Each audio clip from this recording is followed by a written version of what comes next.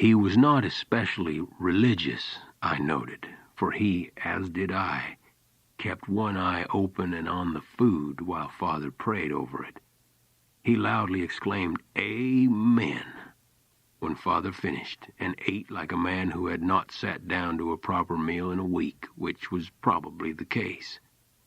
The difficulties he had faced these last few days in Westport, importuning white strangers who scorned and spurned him, came to my mind, and I began to feel sorry for the man and somewhat regretted my earlier disapproval. I continued, however, to retain a degree of skepticism as to his character. By the time he left the camp that night, Mr. Epps had arranged with Father to work as a teamster for us. "Ain't no way to get a team pull that wagon over to North Elba without an experienced driver to discuss the subject with them," he said. "Them mountains scares animals all the way to sick and lazy." I'm sure the old man believed that I or he himself was quite capable of driving a team to North Elba, but he admired Mr. Epps's pluck and self-confidence and agreed to exchange some seed and other supplies for his services. No doubt he wanted simply to help the man out. Early the next morning, Father, Mr. Epps, and I, with the horse Dan in tow, showed up at Mr. Clark's dockside stone warehouse. Father and Mr. Clark quickly agreed on a price for old Dan.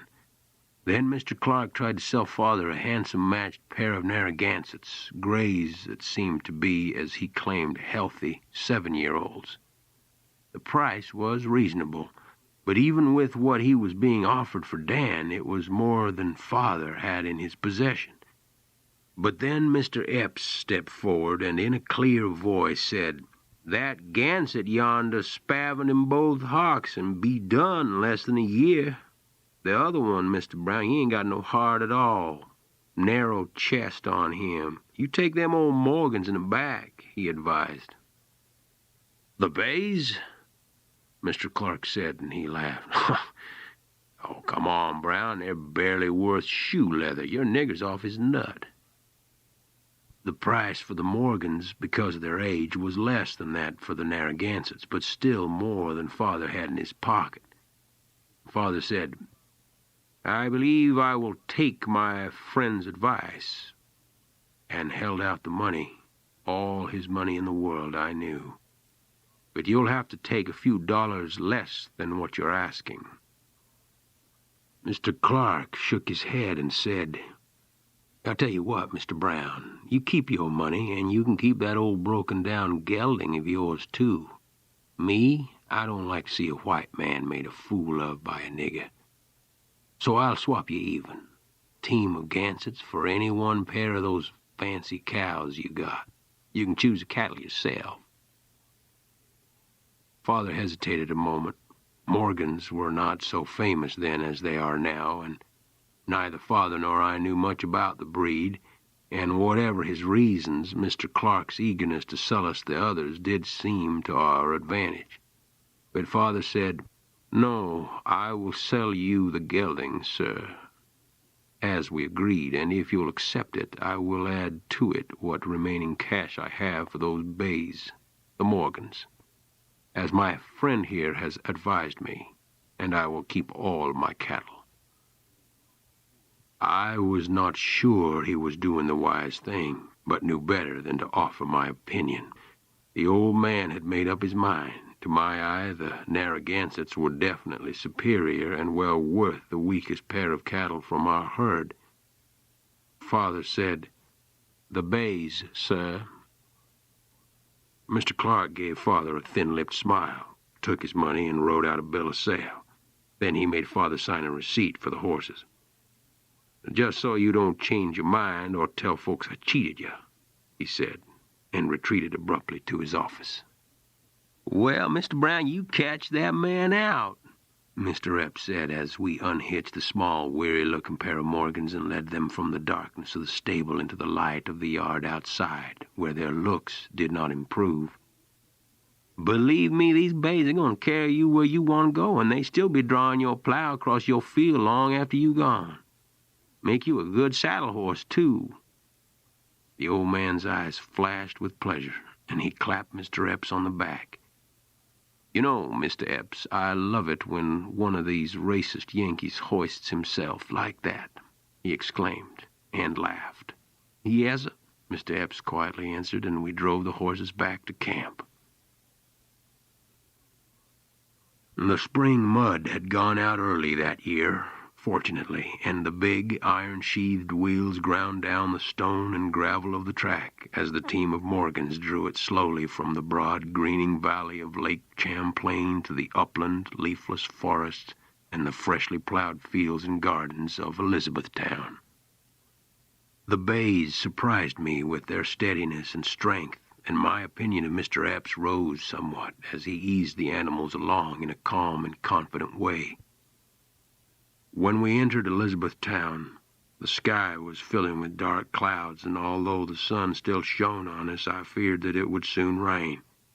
We stopped on the commons for rest and food and to water the animals at a long wooden trough at the side of the road there.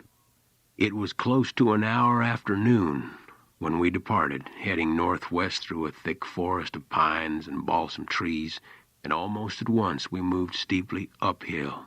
The sky had nearly filled with dark clouds, and soon there was a distinct chill in the air. The horses plodded steadily on, slower now, but still with a powerful rhythm, despite the unbroken uphill climb and the great weight of the load. Mr. Epps had grown somber. No one spoke as we climbed into the weather. Even the birds had gone silent. The old man studied the glowering sky and said, "Mr. Epps, I believe it will soon snow." "Probably no more than some rain will fall down in the valleys," Mr. Epps said. "But you are right, Mr. Brown, gonna snow up here. Might amount to nothing, might turn out a real blizzard. But never can tell this time of year. You want to wait it out? Can hold up in them trees yonder," he said, pointing out a nearby grove of tall pines backed and partially sheltered by a high rocky outcropping.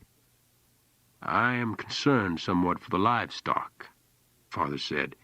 "If we're here all night in a snowstorm, we'll do fine, but we might lose a few of the sheep. The animals are pure blood and aren't yet bred for winter exposure." He asked if there was a farm between this spot and the valley ahead where the tiny village of Keene was located. Mr. Epps answered that we would not see a house or barn until we got down off these heights, but we were closer to Keene now than to Elizabethtown, so we should not go back. There was a large farm located down in the valley a mile or so this side of the village. We might be able to put up there if this turned into a real storm. Father removed his hat, lowered his head, and prayed silently for a moment while we stood by and watched. Then he turned to us and said, "Let us keep on, children. Our Heavenly Father will protect us." "Well, yes, but we better cut us a break while we got good trees for it," Mr. Epps said. "A few miles yonder, them big wheels gonna need a spoke pole for getting this load downhill." In short order, we had cut and trimmed a spruce pole that was long enough to pass through the rear wheels of the wagon. By the time we resumed our journey, the snow was falling heavily. As we plodded ahead, we could see only a few feet in front of us and to the sides. The snow stuck to us, turning us white, even Mr. Epps. Father and I stumbled along in front, searching out the trail a few feet at a time, waving Mr. Epps and the team on as we found it. Hours passed until finally the ground began to fall away and we realized that we had reached the beginning of the descent to the valley. It was a slow, nasty business coming down that long, rocky trail 10 and 15 feet at a time. At first the slope was a gentle incline, but soon the descent quickened and the wagon started to break loose. I grabbed the spruce pole out of the wagon and slung it across to Father, and we each raced to a tree beside the trail and lashed the rope around it, locking the wheels. Then we let the lines out slowly and inched the wagon down, skidding it like a sledge. Somewhere out there in front, Mr. Epps calmed the horses and kept them moving together on the nearly invisible trail. Slowly, bit by bit, we lowered the wagon through the storm to the valley floor. As we descended, the clouds seemed to rise, and the snow gradually turned to sleet and then to cold rain. By the time we got to level ground, it was almost dark, but we could see again. In spite of our ordeal, we appeared to be in good shape. The team of Morgans looked positively heroic to me now. Mr. Epps seemed as shrewd to me as he did to himself.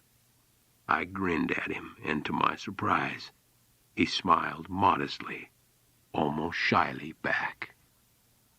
Finally, when we had all gathered together beside the wagon, Father removed his hat and prepared again to pray. "Let us give thanks, children," he said, and we each uncovered our heads, every one of us, even Mr. Epps. In his clear, thin voice, Father said, "Heavenly Father, we humbly thank Thee for bringing Thy children one more time safely through the storm.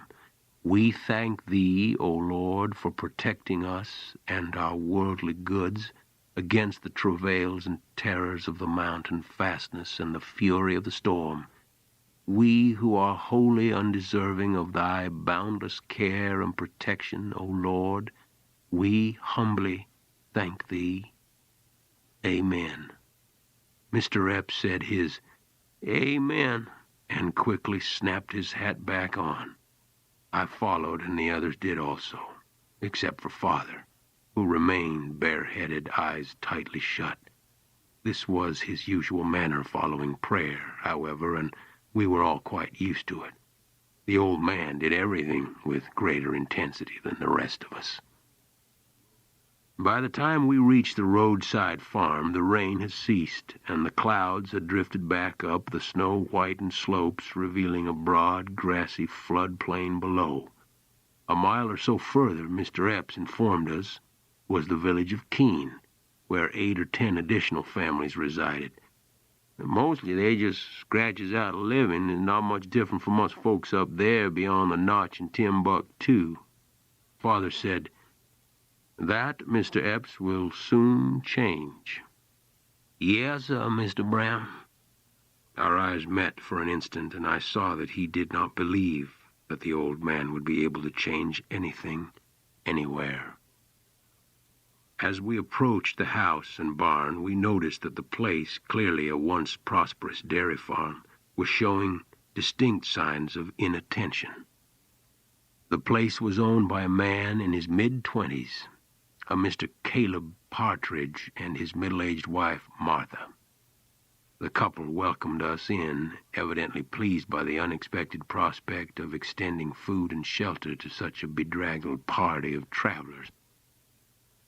And when the boys and Mr. Epps and I had fed and bedded down the animals and returned to the house, we all seated ourselves at the Partridge's long trestle table before a steaming pot of venison stew. Mr. Epps, however, hung back by the corner of the fireplace where he stood with his dark face held deliberately away from us. Finally, Father noticed him there and said, "Ah, Mr. Epps, come quickly or your bowl will be snatched by one of these greedy children." The Partridges, all three, even the old lady, looked up at Father with expressions of mild surprise on their bland faces. But Mrs. Partridge quickly fetched another plate and spoon, and Mr. Epps crossed to the table and joined us. We stabled our animals in the barn that night, and except for Mary, Ruth, Sarah, and Annie, who were given pallets inside the house by the fire, slept in the loft above. 2 scrawny cows were all the Partridges seemed to own for livestock. Apparently most of the cattle had died off in recent years or had been butchered for beef or sold. The woman had inherited the property from her father, one of the first settlers in the region. Mr. Partridge had himself been a farmer for hire, had wandered here from New England, and had come to ownership of the farm nearly 6 years ago by marrying his employer's only child and heir a few months before his employer's death. I learned all this the next morning from Father, who had stayed up late talking with Mr. Partridge. Usually, when Father interrogated a person new to him, his immediate aim was to move the inquiry by way of questions about family and background to the question of slavery and race, so as to distinguish friend from foe, but also because, according to Father, it was on this question more than any other that a white man revealed the true nature of his character. "Mr. Partridge," he said to me as we walked along at the head of our little caravan, "is one of those men who says he finds slavery and Negroes equally repugnant. But I believe that he would happily accept both if it saved his wife's farm from ruin and left him free to hunt and fish. I doubt he'll be of much use to us." I had not liked Mr. Partridge, and I told Father that. "No," he said, "nor did I. I suspect he beats the woman and secretly mistreats the old lady. The man bears watching, though. Somewhere along the line, I fear we'll have to cut him down." "Well," said I, "at least the fellow was hospitable to travelers." "I would not call it that. We're 10 people, and he fed and housed us all, and he let us enjoy his fire and shelter our animals. I'd call that hospitable, Father." "You don't know him as well as I."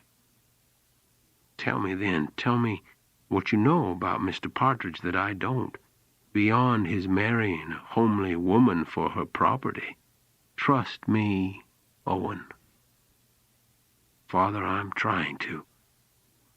We walked in silence for a while, and then Father said, "You remember when he came out to help me hitch the team to the wagon, while the rest of you were tending the beeves and sheep, and Ruth and Mary and the girls were inside the house?"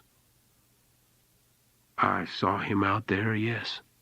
"Well, the man came up to me and asked for payment for our food and lodging. He presented me with an itemized bill, written out.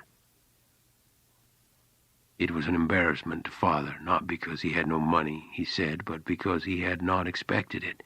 If he had anticipated Mr. Partridge's charges, he would have negotiated an acceptable arrangement beforehand, and failing that, we would have camped someplace alongside the river. "I must make a confession, Owen," the old man went on. "The man's request for payment confused me. I told him that I could not pay him with money. I'm ashamed to say that I gave him instead the clock." "The clock? Your grandfather's clock?" "Yes." I was astonished, except for his chest of books. Great-grandfather Brown's mantel clock was Father's most valued household possession, perhaps his only family heirloom. How could he have handed it over so easily? I retrieved the clock from the wagon, unwrapped it, and passed it over to him, and he accepted it as payment quite happily and at once carried it into his house. Oh, I am a fool, a fool. Suddenly, we had emerged from the forest. Light poured down from the skies, and the towering trees seemed to bow and back away. We had passed through Cascade Notch, and below us lay the beautiful wide valley of North Elba. Off to our left, mighty Tawas and McIntyre rose from the plain, splitting the southeastern cloud bank. To our right, in the northwest, we could see Whiteface Mountain, and between the mountains, spreading out at our feet for miles, lay undulating forests scratched by the dark lines of rivers and the rich, dark tablelands, grassy meadows, and marshes that we would call the Plains of Abraham.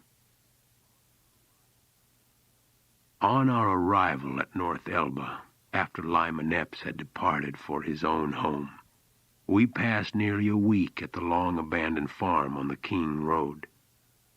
Then, on the morning that I came to breakfast ready to commence plowing the one sizable cleared field on the place, Father instructed me not to. This surprised me.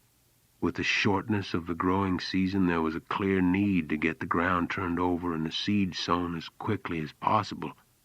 "You don't want me to plow today," I said to him, making it a statement and not a question. "No," he said.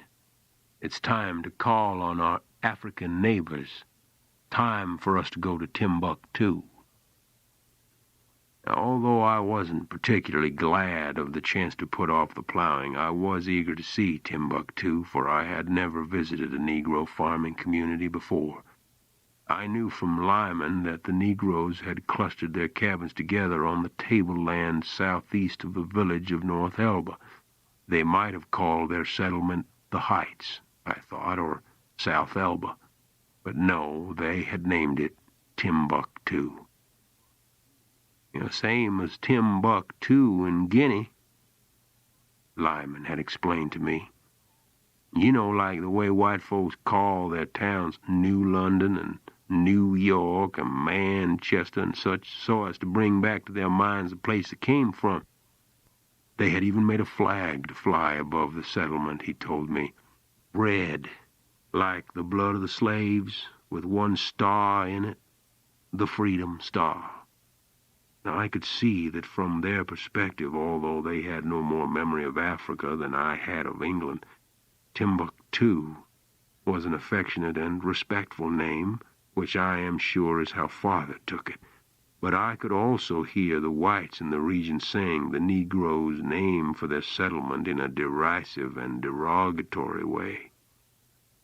Father's and my arrival at the settlement was not quite the grand occasion that I had expected, but it was more the fault of my high expectations than the somewhat dismal reality I encountered, and my expectations, I felt, were more the fault of Lyman than of Father.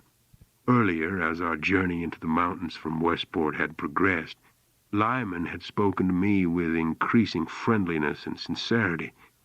Then, lying side by side in the stale hay of the partridge barn, he and I had talked long after the others had fallen asleep.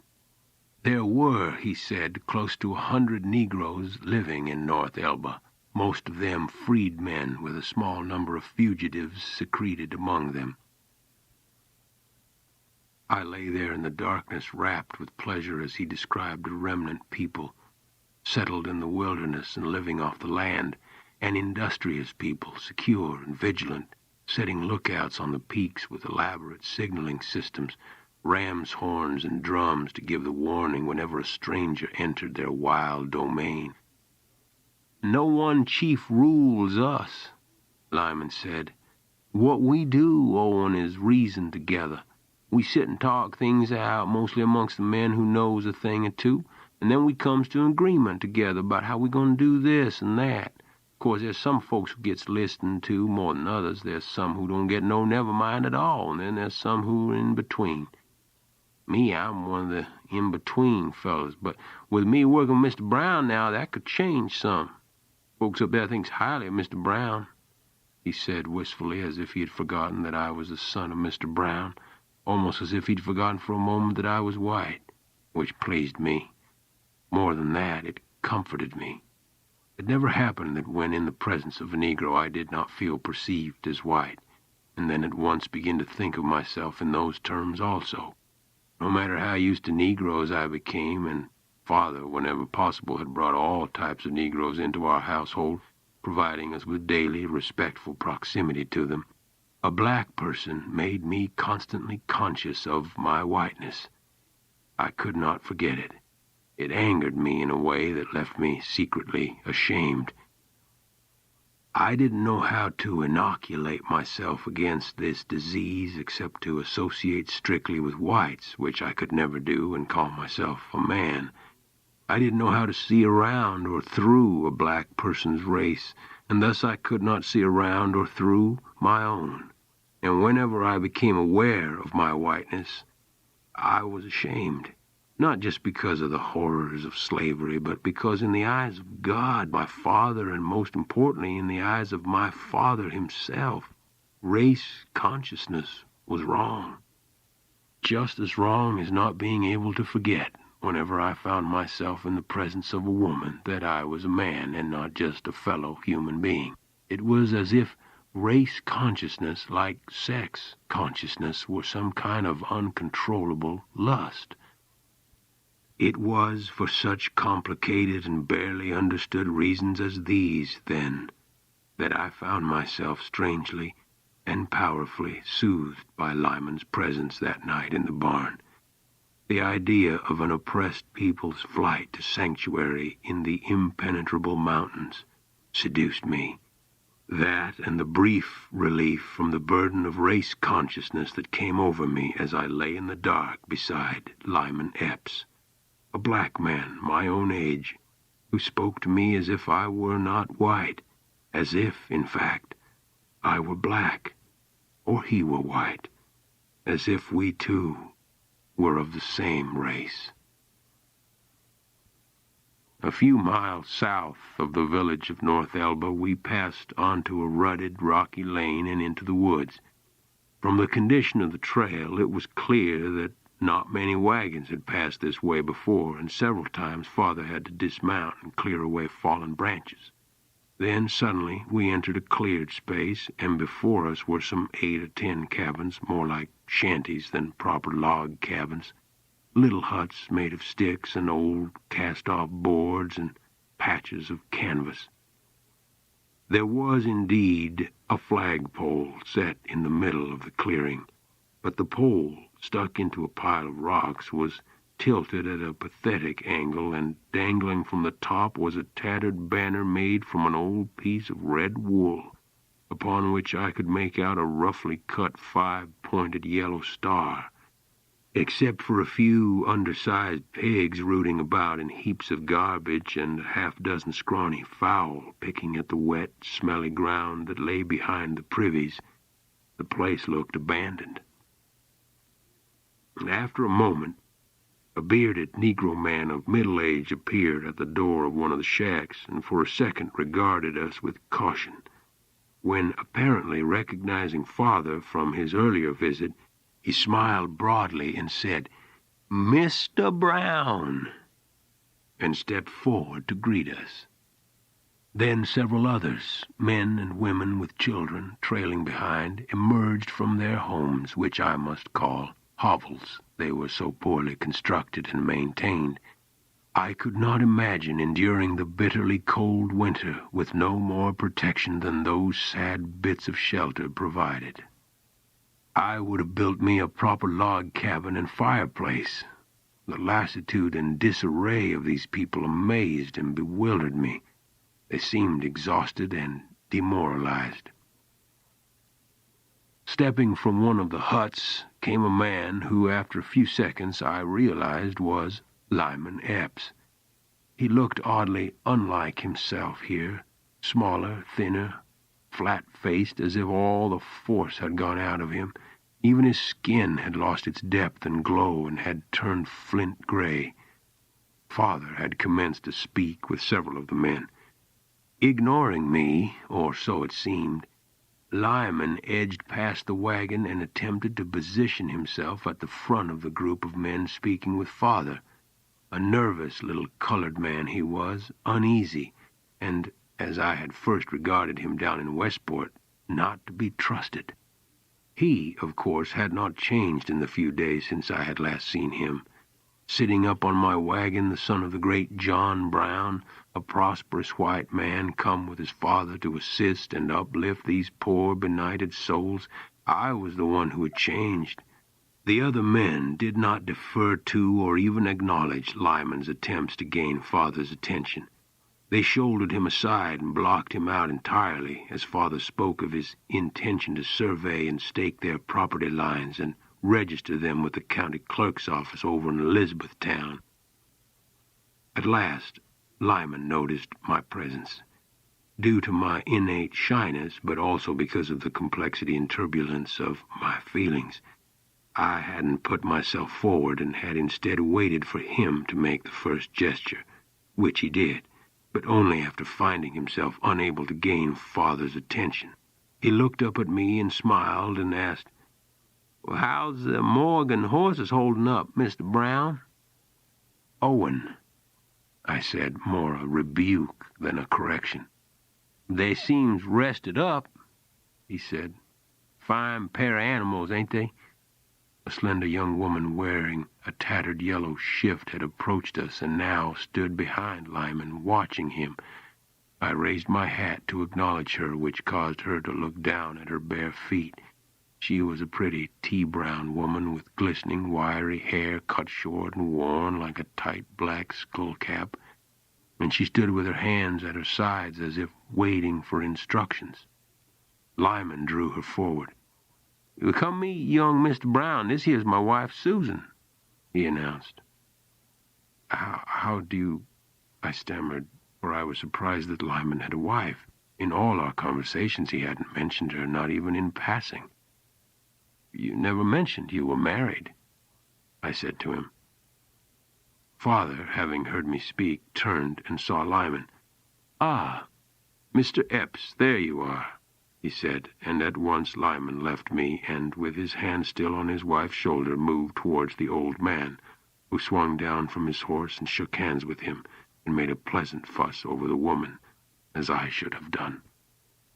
I did follow the old man's example of getting down from the wagon, though, and joined him as he spoke with Lyman and his wife. Father was gracious with her, as he always was with women, regardless of their race or station. He pointedly treated them as equal to himself. I myself was too shy to speak with any woman directly, except, of course, for my sisters and my stepmother, Mary. It was Mary whom Father was speaking of when I drew up to him. He was explaining that she was ill and needed more help with the household chores than could be provided by Ruth and the younger children. "Would you be willing to work for me in the fields?" Father asked Lyman. "Susan, I would also like to hire to keep house and care for the smaller children. You could both put up at our place until the fall, eat at our table, and take a quarter share in the harvest, so that you could then get your own farm off to a proper start next year." I touched Father's sleeve with my hand. "We have barely enough room for ourselves, Father," I said in a low voice. "The boys and I can handle the planting and haying and the livestock ourselves. Ruth is capable of the rest, with the little ones to help her." Father gave me a hard look. "Owen," was all he said. He resumed talking to Lyman and Susan, and I stalked off. I knew that Lyman and his wife would agree at once to come live with us. However crowded it was at our place, there would be more room there than in their shack here in Timbuktu, and a quarter share of our crop would probably be twice what the man could raise alone on his own land. At our table they would eat a full meal every day, which they surely never did at their own. Also, Lyman's standing in the Negro community, which seemed to me on the low side, would rise considerably from his and his wife's association with our family. But I also knew what the old man was up to. If he was going to be of any use to these people, he needed to bring at least one of them into close affiliation with our family, a trusted and trusting person who would help him penetrate the community, to speak for him to the others, and to inform him as to their thoughts and needs. Beyond surveying their land grants, beyond teaching the Negroes how to farm in this climate and on this dingy soil, Father wanted to set up an underground railroad station in North Elba. In Father's mind, the passes and ridges of the Adirondacks were the northernmost extension of the entire Appalachian Range, which ran all the way back through New York State to the Pennsylvania Alleghenies, down into Virginia, and on into the very center of the slave-holding region. His map of the railroad was unlike anyone else's, unlike Harriet Tubman's, unlike Frederick Douglass's, unlike the Quakers'. On Father's map, The southernmost lines fed like taproots from the cotton plantations of Alabama, Mississippi, and Georgia up into the mountains of Tennessee, North Carolina, and Virginia, where the main trunk line flowed north and east. It did not split one way towards Niagara and the other towards the Hudson Valley and Lake Champlain, as the other maps had it, but ran in a single line between the two into the rocky heart of the Adirondacks, straight to North Elba, where a long night's ride could get you over the border into Canada. Father spoke often of this map, and to implement it he needed Lyman Epps and his wife, Susan, because the old man worked alone, whether in Ohio or Pennsylvania or Springfield, Massachusetts. John Brown ran his own underground railroad line, and that obliged him to forge his own connections to the Negroes. Except for his family, Father did not trust white people, not even lifelong radical abolitionists like himself, as much as he trusted black people. In this work, it's their lives that are at stake, he often said, not ours. When it comes to a showdown, who would you rather have at your side?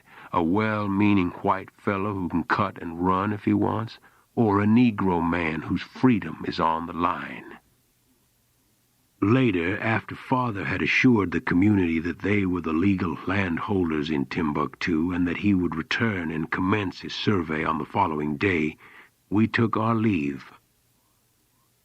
When we arrived back at the farm, Father presented Lyman and his wife to Mary, who still lay abed next to the stove, looking very ill, I finally realized.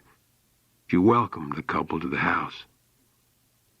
There is not much room here, as you see, but the place is bright and airy, she said to them in a weak voice. We will have to get along like Shakers, Father declared.